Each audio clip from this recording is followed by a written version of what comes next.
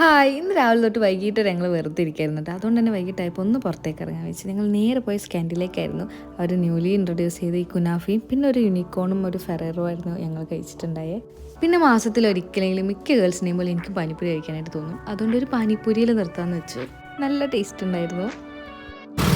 Hot chicken try ചെയ്താലോ?